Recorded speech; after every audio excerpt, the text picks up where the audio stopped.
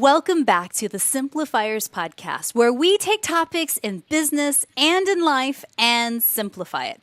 Now, I get the great pleasure of interviewing super smart people all over the world and really learning about their zone of genius and helping us break it down in simple terms. And I'm just going to go ahead and forecast now that today's topic might blow your head off in a good way. Let's just be clear. My guest today, her name is Bev Barnes, and she is a Soul's Calling mentor, a master life coach, a facilitator, and a teacher. She created the Soul's Calling Academy to serve born coaches, guides, and change agents who are tired of doing meaningless work and want to create work that they love, that one that really truly makes a difference in the world. Bev provides training, one-of-a-kind retreats, and coaching, and her clients really get clear on their soul's purpose and their unique gifts so that they can overcome fear, resistance, and any doubt they might have and really shine their light. Now, Bev has a master's degree in psychoeducation and a graduate diploma in brief and strategic therapy. She's also a certified master life coach and life coach instructor and trainer. She's worked in corporate settings on First Nations reserves and in universities all over the world. She's also been self-employed for over 20 years now. I'd like to welcome to the Simplifiers podcast, Bev Barnes. Hello, Bev. Hi, Mary. I'm so thrilled to be here. Oh, I am so glad you're here as well, because I hear a lot from my own clients about, well, yeah, okay, I get it. This is what I do with social media. This is what I do with my business. This is how I do that. But wait a second. What if I don't actually know if I'm doing the work that I'm called here to this planet to do? It's like, it's the fundamental bit of life, right? Yeah, it's really fundamental. It's like why we are here. What are we here to do? Mm-hmm. So you know what we could do? We could just start by doing a mini grounding exercise, because a mini grounding exercise just sort of gets you into this space.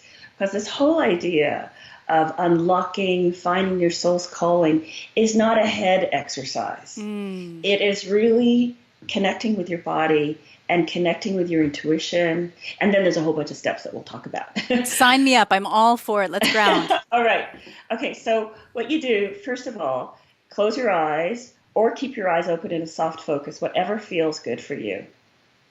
And take a deep belly breath. So you're going to breathe in through your belly and breathe out through your mouth. And again.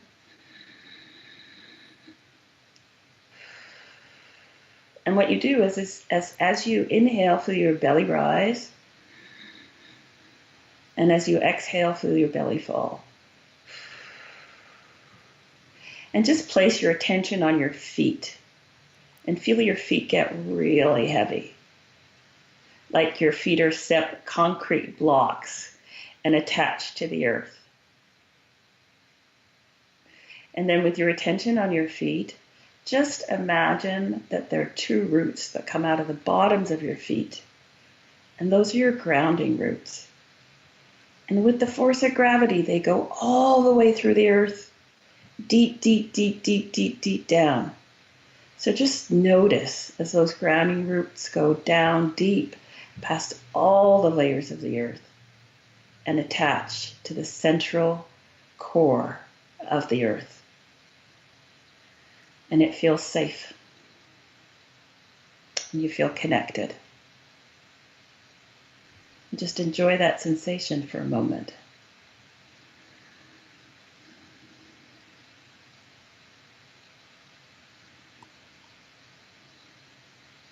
And now focus once more on your breathing.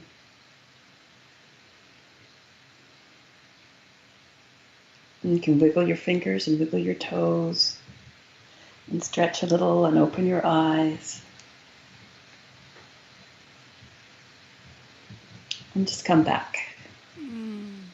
That is so good. Just a mini grounding to get you centered. And you can do that anytime. Do you know what I noticed after doing, that was maybe 2 minutes tops for a visualization? I noticed my shoulders drop. I noticed my posture improved. Mm-hmm. I noticed my heart rate dropped as well. Yeah. And I love that feeling of being grounded and rooted to the center essence of the world. Like, oh yeah, Bev, you are speaking my language. Yeah, and it's really that belly breath. When you connect on that level, you're connecting to a really deep part of you. And it's really easy to do. Yeah. So I hope you guys enjoyed that as much as I did in that moment. And please remember, these simple tips help you to reset and ground again.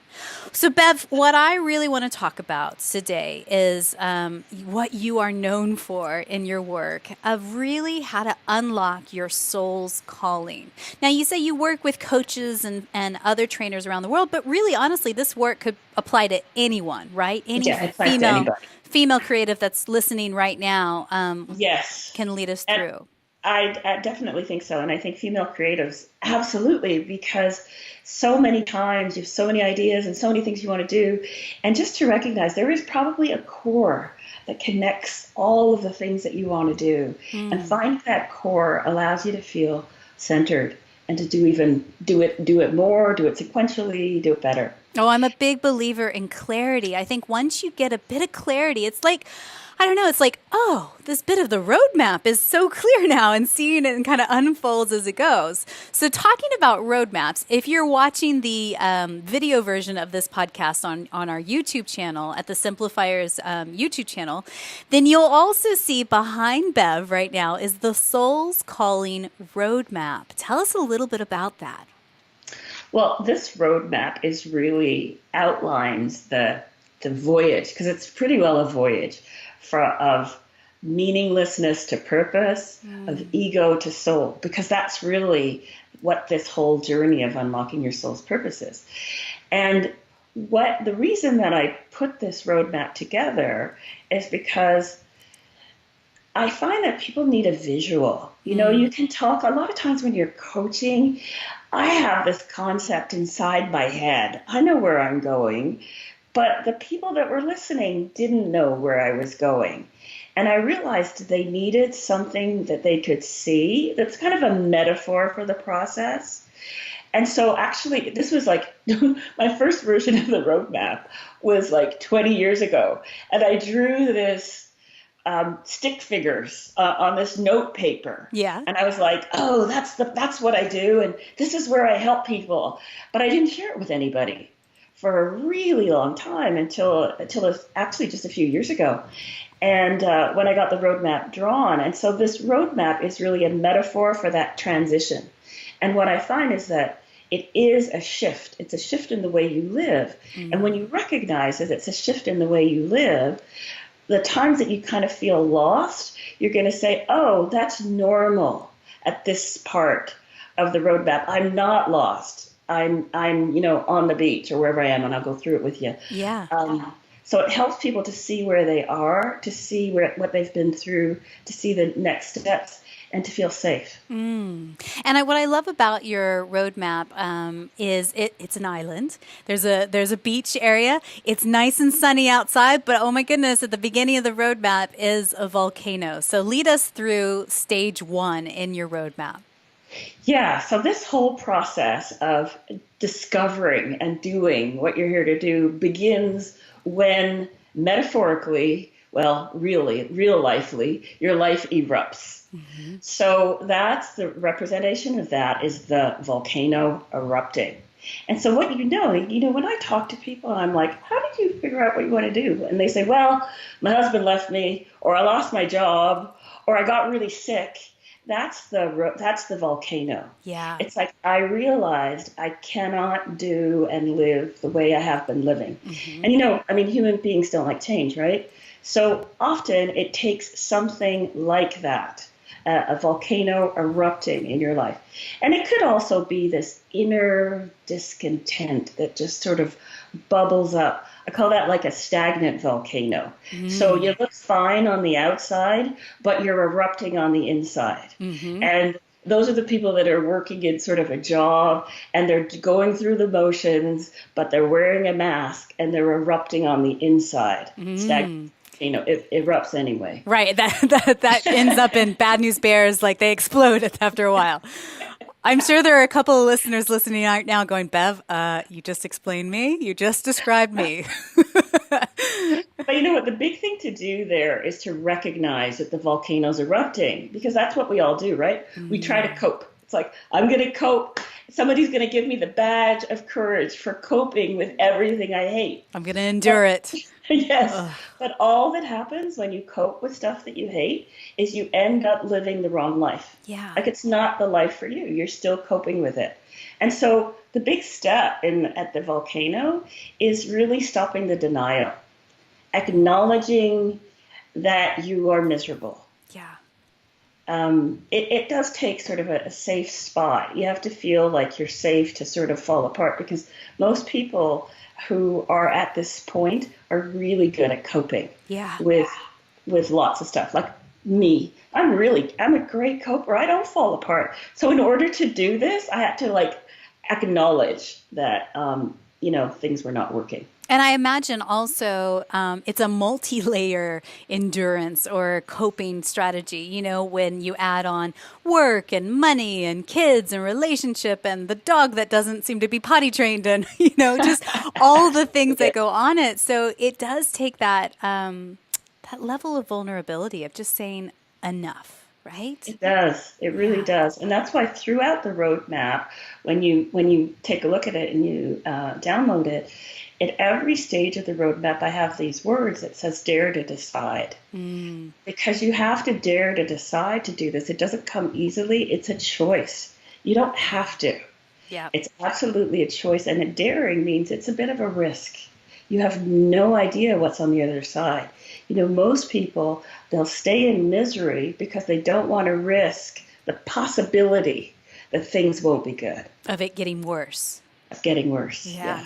But isn't that a choice? I mean, that is a choice in itself, right? And by putting those lenses on, you're almost sort of predestining that to be the outcome, right? Yeah. Or am I? Absolutely. It's definitely a choice. And what I found is that, like, you have to, it's this choice, this intention. It's almost like you jump and empty-handed into the void. And I don't mean you quit your job and you say, blah, blah, blah, blah, blah, but you might, depending on who you are. But it's like you say, I am going to do this. I'm going to figure out what I'm here to do no matter what. I don't care. I am tired of feeling this way. I'm tired of knowing that this is wrong for me. And I'm ready to hear the yearning, because there's a yearning usually in your heart, which is real. That's the call of the soul. It's the yearning and the angst and the divine discontent. Yeah, and you're made for more. So the volcano has erupted. And by the way, you guys, if you want to follow along and download Bev's roadmap right now, you can simply go to soulscallingacademy.com. You'll find it on our homepage. Click that link. Boom. You've got it in front of you visually as well. So the volcano's erupted. You've said enough. You want to make a change. What's stage 2? Stage 2 is you've come off the volcano. You're down onto the beach. Yeah. So the beach is the in-between period, because you can't stay on the beach. The volcano's erupting. The lava is going to eat up the whole beach. Oh, come on. I love being on the beach. Bev, don't tell me this. Where are the little drinks with the umbrellas? What? Well, they might be there just for a short period of time. Before the lava takes over. Okay, Bev. All right. I'll make a change. The lava is coming, and it might come kind of slowly, but eventually it is coming. And so what you're going to have to do eventually is get off the beach, get on a boat, and go sail around. Okay. But the next stage after the volcano is you're on the beach. And so on the beach, what you're really doing is you're unpacking. So you can't take everything with you. You're taking with you what you need, and you're leaving behind what you don't need. And so part of this is, what happens is we all live our lives through our programming. And I call it your programmed purpose. Yeah. So we are taught what to do. Family, gender, our colleagues, and also what we've decided in our heads that are the rules for living. And we've programmed ourselves to believe this is what success is and this is what it isn't. But is it really? Yeah. What's right for you? That's the deep dive on the beach. It's really diving into what is my programming and what is my soul's truth. And that's where people get that's where people get a little bit lost.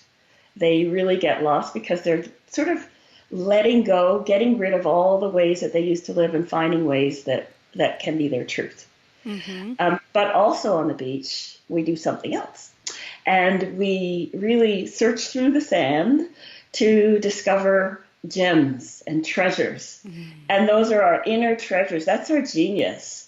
You know, you referred to your zone of genius earlier. This is that area that we often can't see, that other people can see so much better than we can see. But what's gone when you get rid of the things that don't fit, it's always your genius. It's the passions you have, the gifts you have, that are hard to see, that other people see better. Yeah. There's also your message. Like, I believe that everybody has a core message, which is, to me, aligned with your purpose. And it's part of your life. It's not like out there. It's inside. It's every experience you've ever had, where you've lived, why you've lived. There is a theme to your life, and you can find it. And it's not that hard to find, but nobody teaches us how to do any of this work. Well, I'd like to take a moment and just pause right there. If you are just listening to this podcast right now and going, well, wait a second, what is my core message? Press pause right now. Take 5 minutes, do that grounding exercise of breathing, and see what your heart says. It's because it's in you, right? It's not in a book. It's not in a course. It's not anywhere out external of you. It's sitting in you, waiting to whisper in your ear right now. It absolutely is. And then press unpause and come back. I love that. And it's like, you know, when we say, and I really agree with this, that life happens for you, not to you. Yeah. So in part, what you want to be in this process, you become an observer of your life. You're not in it feeling, oh, I feel terrible, why is this happening? You're looking at it as an observer and you're saying, I was in this family, in this culture, in this country. What was going on? What have I been learning throughout?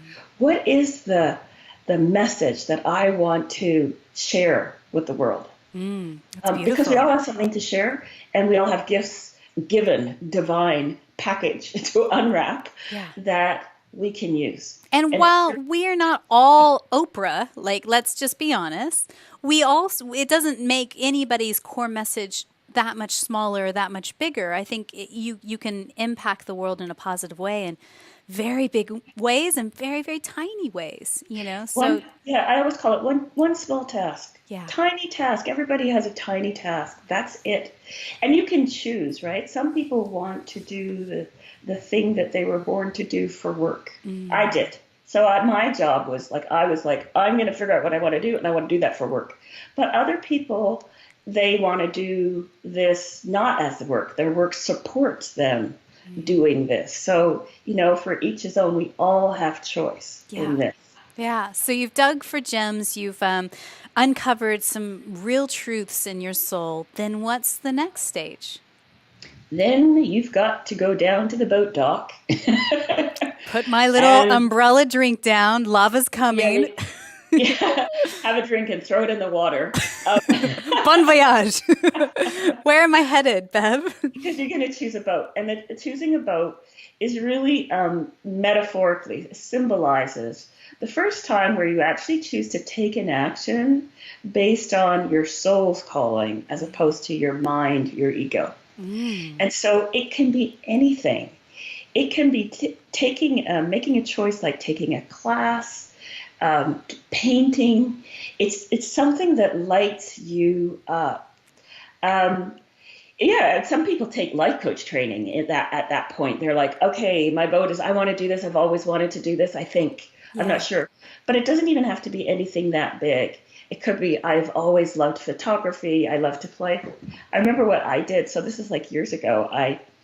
I read this book. I read this book by Barbara Sher, actually. Barbara Sher, who wrote lots of things and has written lots of things about, you know, all of this, right? Figuring out who you are. Yeah. But the book I read is a book that's now out of print. It was called Teamworks, and she talked about facilitating success teams, these groups, and I was like, my skin on my arms started to buzz, and for me, that's a symbol that, I got to follow this.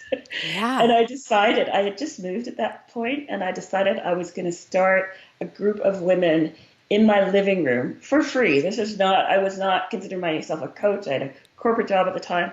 I was going to start a group of women in my living room and facilitate this process of us figuring out who we were. And that's what I did. And that was my choosing a boat. It was doing something led by the soul, but being a little bit scared to do it. And I dare say sometimes those boats, it's really scary to jump into one that you've never done before. You're like, where is this coming from? But like, I think that's the excitement of the journey, right? Is trying something a little bit new. It absolutely is. Excellent. And so that's the choosing a boat, doing something. And when you do that, when you do something that you're being led by this light, this like, oh my God, I really want to do this. When you do that, you start to see the connections. Like you don't see the long journey. You don't really see where you're going, but you see the next step. And so, in my example there, I was like, what? I'm supposed to facilitate stuff like this. And I started trying to do it at work. And then I, eventually left my job. Well, I was downsized, thank God. Yeah. But I left my job and then started doing it, and which became this. Yeah. But that's what you start to do. You make an effort to use your genius. You use those gifts you found. You try things out. It's a voyage on an ocean. So that's that next piece. You're on the ocean. When you're on the ocean, it's the voyage, and you are being led by your soul. Yeah. Now what happens is you're in the current of the water. The water is your desires leading you to the next spot, but you don't really know. And so your whole idea is just to follow where you're being led to go. Mm-hmm. And you're being led by your soul and your desires. And you eventually find a tribe, because we all need to be connected. We need to be connected to other people. We can't do this alone, particularly those of us that are entrepreneurs or creating our work in the world. And so you find your tribe, you create your soul service. Sometimes it's a storm. Everything doesn't happen wonderfully. People always think, oh, it's nirvana. When I find my soul's calling, everything will be perfect. No, it won't be. You'll still have day-to-day trials and tribulations. That is the truth. Exactly. But the big difference is a sense of peace. It's like you're doing what you're here to do. You're being who you're here to be. And you go off track sometimes, but the messages are quicker. And so that you go back on course. Well, because your listening is clearer, right? You're listening from your soul and not from your ego or from, I don't know, outward expectations from your parents, your partner, your whoever. It's coming from a different source. Absolutely. Bev, I'm really curious because I find when I do this work, and I never really had it this clearly defined, and I really, really love your roadmap. But before meeting you and kind of going down my own path, when I started to listen to my soul and do the work that I'm really built for, isn't it funny how and I'm not joking, big sacks of cash fall from the sky?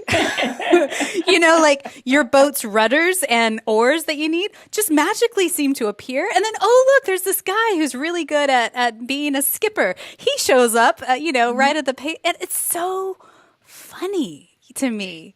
It's like what happens is I call them, sort of God winks, this synchronicities.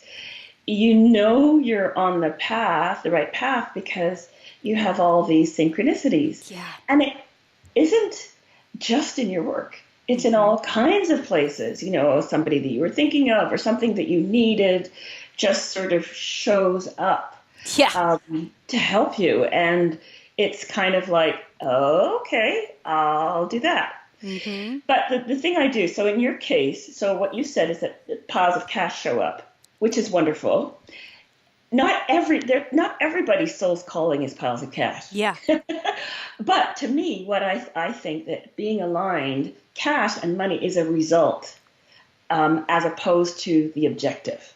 So you get Yes. aligned, and the result is that you're in your right place, doing your right work, doing what you are, getting what you're supposed to. So it aligns you up Well, with who you are. and that's the truth. And the clients that I've attracted over the last few years are people that are like, yes, that, whatever it is you're doing, Mary, I want a bit That's of clarity. that. Do you know what I Absolutely. mean? And I Absolutely. see you are here and I want to get there. Can we like work together and make this happen? You know, so I think it's so fascinating to me that on the flip side, when I felt really, really like, oh, money is tight, or oh, I don't know if I'm doing the right work, or oh, this sucks. Like just, we've all had those days, weeks, Yeah, months, absolutely. years, seasons where you're in that mindset and you're like, how the heck am I going to get myself out of this? And you don't see opportunity anywhere in your sight lines. You're probably exuding that body language in, physically and non-physical cues in your emails, your words, your everything, right? Absolutely. It's just as powerful that direction as it is the other direction. Yeah? Yeah, absolutely. I mean, part of this is, that I don't know if I spoke about the lighthouse, but the lighthouse. So in the Soul's Calling roadmap, there's the volcano top left corner, and then there's the lighthouse, the bottom right, and they're kind of juxtaposed. Yeah. So the volcano is sort of representative of the ego. The lighthouse is representative of the soul. And so when you are aligned, like doing and being who you're here to be and do, what happens, and you were just mentioning this for yourself, people want what you've got. Like you become the lighthouse. Yeah. For others. For others. You become the lighthouse for others because it's like you're totally aligned, doing what you're here to do. They feel it. They hear it. And they want that. And so it lights you up and you start guiding others to the life that they want or need or the transformation they want to make. Bev, you're like blowing my mind here right now. Like it's true. And I mean, I'm a big believer of core desired feelings, like Daniel Laporte's work. Yes. And one of my core desired feelings, how I want to feel radiant. And I think when you think about that, that is you shining out and within, and that radiates in every bit of the work that you do. Ooh, I love this. You're giving me tingles. No, and what I love about this, I love that you said that, because what I find is a lot of the people that I work with are people who have been, for so long in their lives, they've been hiding. Yeah. They have these amazing gifts, and they've been hiding and not shining them. So this work, really unlocking what you're here to do and your gifts, and then starting to see them, helps you to shine. And I think that the world needs lots of us. Lots of us right now. And as you said, everybody's not Oprah, but everybody has a perspective and a life history and something to offer that there are people that need to hear what they do and say and the way they say it. So yeah, and this is not exclusive to extroverts. This is not just for Not at people who all. are public speakers. I mean, this is for anyone who's willing and, able to accept the gift that already sits inside them. Yeah.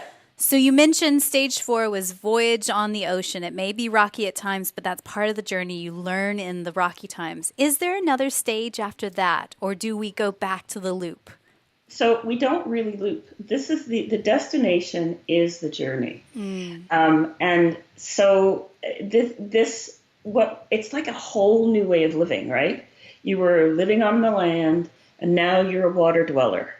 And so what you're doing is you're sailing this ocean of your desires and constantly creating, using your soul as your guide. Yeah. And, the 5th spot was really the lighthouse, that soul connection. So doing the work, and the soul connection starts at the beginning, really. It's all the way through. Doing the work/play to connect to your soul, because your soul speaks to you in play. Your soul speaks to you through your body. It's a silent whisper. You need time to sit and to listen and to be in nature. And I find particularly women, I've facilitated retreats in small groups of women.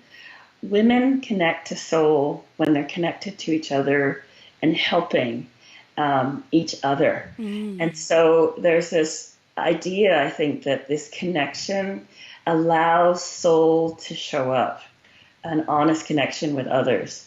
Okay. So I try to create that honest connection in what I do so that people can start to get their inner knowing showing up.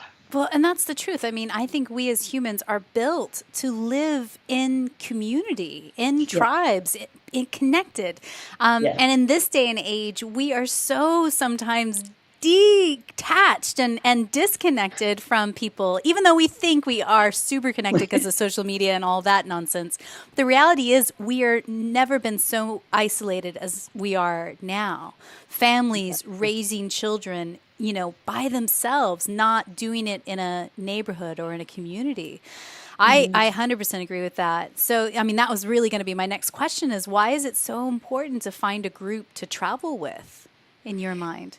I think it's just so easy to get lost. It's so easy to get lost along the way. It's so easy to, suppose you're in a family and you've been following the rules of your family. Suppose you're in a family of doctors. Everybody's a doctor, so you became a doctor, but that's not the thing for you. And what do?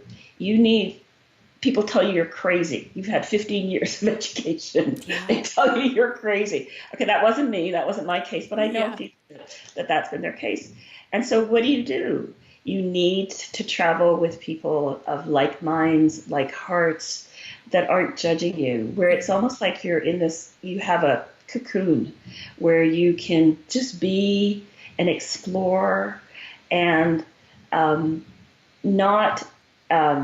just be and explore yourself. So it takes people who can understand that and accept that. And I think it comes back to what you said earlier is that, your friends, your colleagues, maybe you're in a mastermind or whatever, they can see your hidden gems. They can see your treasures that you don't even have a clue. Hey, Mary, you're so good at blah, blah, blah, blah, blah. Hey, Bev, did you ever think about doing this as a line of work? And you go, oh, no. Yeah, it's funny. I had a client and she was in a group of mine and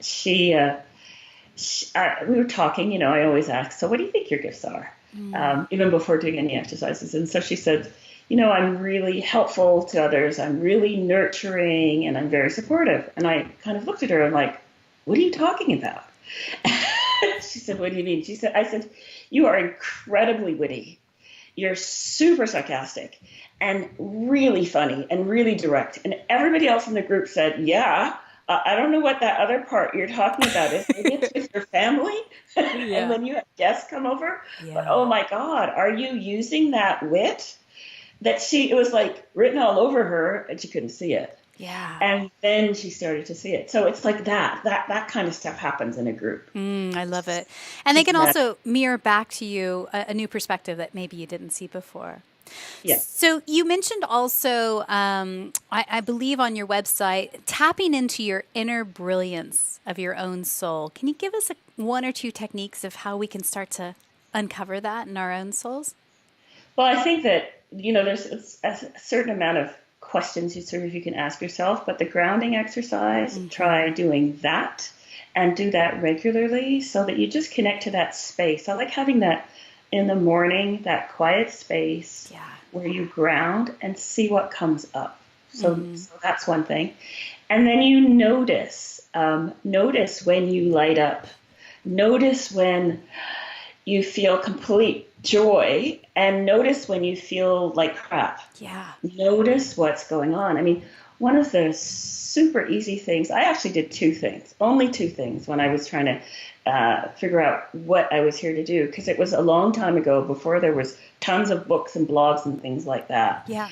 The two things that I did is I decided that I was going to notice what felt good, period, because I really didn't know what I liked or what I didn't like.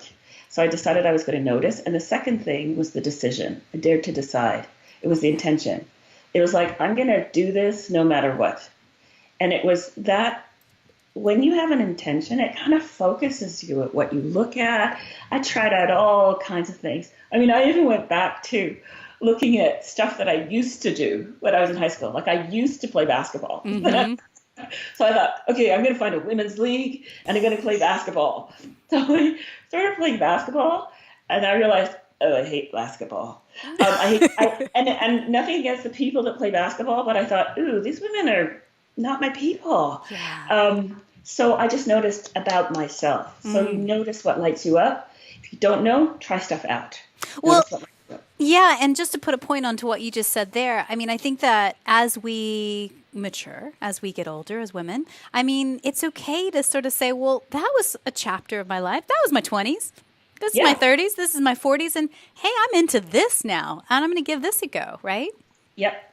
And then And new that's you stuff comes taking your up. boat and going this way a bit, right? Not going back to the volcano, but you're headed this way instead, right? Yeah, and it's really kind of funny, this the whole boat thing. I have different clients and they say, yeah, I started out and I was kind of in a canoe, but I realized I'm supposed to be on a yacht. So now I'm creating a yacht. Heck yeah, I'm So, into that. yeah, it's great metaphors. It's like, that's why I say the language of the soul is play. So all this Yeah. play and metaphor and imagination, it really helps you to sort of play with all of this. And I love that. And maybe your yacht's got a frozen margarita machine on it. I mean, I'm just saying, like, you don't have to leave the little frilly drinks with the umbrellas behind on the beach. So, see? Exactly. Solving problems left, right, and center. Oh, Bev, I could speak to you for hours, but I sadly need to wrap up. And I feel like there's so much rich, juicy amazingness in this roadmap. So again, reminder to everybody, go to our website, soulscallingacademy.com, and you can download the free roadmap there. She's even got like this free little mini course, the roadmap to your soul's calling there. So make sure to click in the show notes down below to check that out and give it a go. Now, you also have a 12-week course that's about to start again as well. And Yeah. now tell us a little bit more about that. So this course is called Unlock Your Soul's Calling. So we're doing a deep dive. So I've taken you through sort of the roadmap and what we, how to go through it. But what we really do is we create a group. We've created a group where you're going to be going through specific exercises at each step of the way. So exercises, videos, but there's also a group, like a group call, and you're all going to be in small groups. So real connection throughout all of this over 12 weeks. And lots of support. So it's all about connecting who you are with what you do. I think a great course for people who are entrepreneurs, who are thinking about being entrepreneurs, who are confused about the right direction to go in, or you might be somebody who facilitates transformation and you just don't know which one is your thing. So we have like 7 modules in this. First of all, there's Soul's Calling preparation. Yep. To get you aligned. Then we excavate your program purpose, specifically what we talked about. Get into your specific, unique genius. And then the fear, resistance, and doubt. So we all have our own ways of dealing with fear, resistance, and doubt, and how it comes up. So we're going to be working on that. Defining your soul's niche. And then really creating a soul map for your business or soul creation, the work that you want to do. Yeah. So it's a deep dive into doing this. It sounds amazing, I have to say. And also, it kicks off on May 28th, runs through till August 29th, which actually I think is really smart of you and very clever timing because it's like during the summer months when maybe things are a little bit slower. And you can actually take that time to get off the hamster wheel and actually do this soul work, so that when it comes time for busy season again, you're primed and ready and you are centered yourself. So, Bev, I want to ask you a few questions I like to ask all of our guests before we wrap up. First and foremost, again, thank you so much for being here. What is maybe one book or blog that you're reading these days that is either inspiring you or kind of poking at you and challenging you and your beliefs right now? Well, I'm reading 2, and one has been around for a while. I just never read it, but I'm reading one right now, and I've just about finished it. Janine Roth, This Messy, Magnificent Life.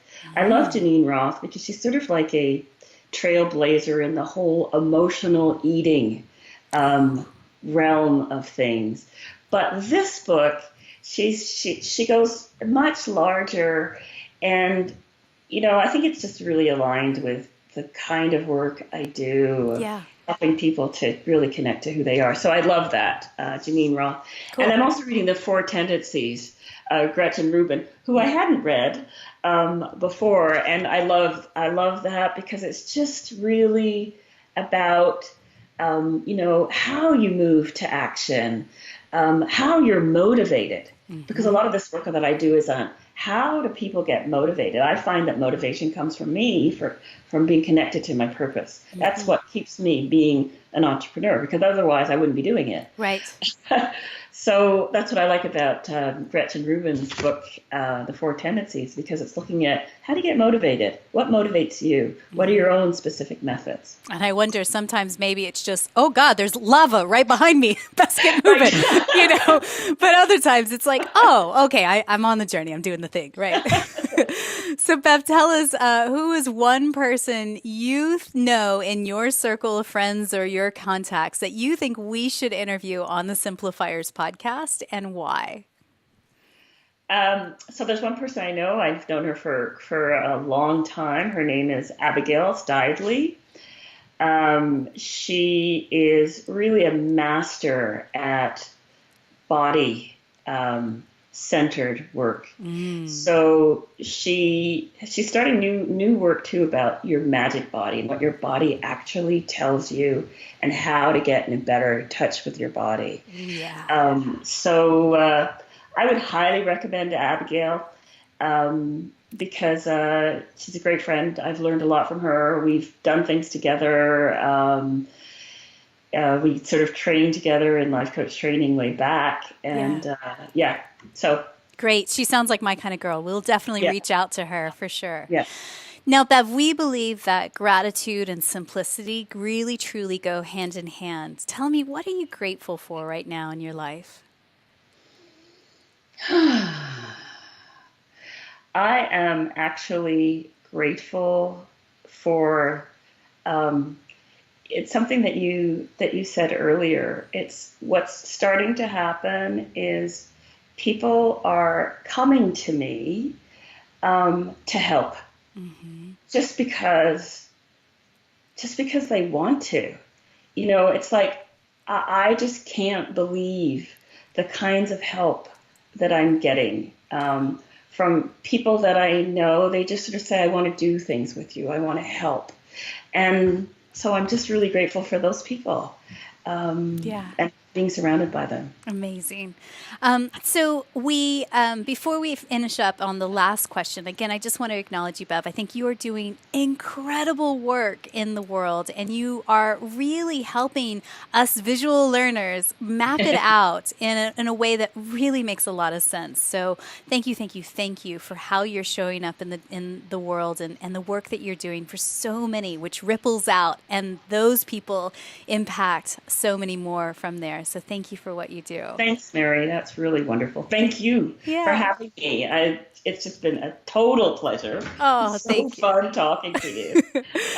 So I want to end up on the final question. Imagine there is Gretchen, and she is out in the world, and she is listening to this podcast right now, and she is going, oh my goodness, these girls, I love them so much. I want to find my yacht with a frozen margarita machine as well. I am a little bit lost, and I do see that volcano, and it is about to erupt. What is one thing you could whisper into Gretchen's ear right now to encourage her on the journey ahead? It's going to get better. Listen to the divine discontent. When you have that discontent, it means you're really close to what you're here to do. It doesn't mean you're far away. It means you're really close because you're hearing a really loud explosion. Something's not working. And so you have one tiny step. When you're in happiness and bliss and everything is kind of fine, okay, you're further away than when you're in the volcano. Yeah. So you're really close. Girl, pack your bags. It's time to go. Pack your bags. You're ready. Yeah. Bev Barnes, thank you so much for being on the podcast today. Thank you, Mary. It's been a pleasure. Thank you. Great.